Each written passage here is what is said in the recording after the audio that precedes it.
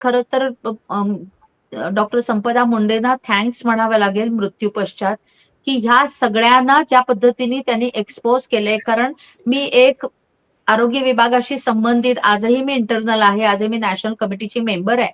हम्म. आरोग्य विभागाच्या गव्हर्नमेंट ऑफ इंडियाच्या.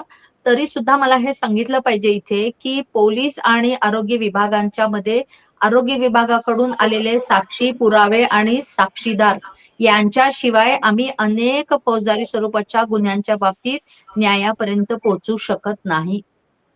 हम्म. हम्म. आणि संपूर्ण महाराष्ट्रातला क्राईम रिपोर्ट जर बघितला आणि त्याचे ऍक्विटल्स बघितले, तर कशा पद्धतीने आरोग्य विभागावर प्रेशर्स टाकून पीएम रिपोर्ट असतील, मर्डरच्या केस मधल्या भानगडी असतील, रेप मधले असतील, अनेक प्रकारे आरोपींना आजारी नसताना आजारी दाखवणं, आजारी असताना क्लीन चिट देणं, हे सगळे प्रकार कसे मॅनेज करायला भाग पाडलं जातं, याच्या सगळ्याच्या संदर्भात संपदा मुंडे यांनी फार गंभीर प्रश्न उपस्थित केलेले आहेत.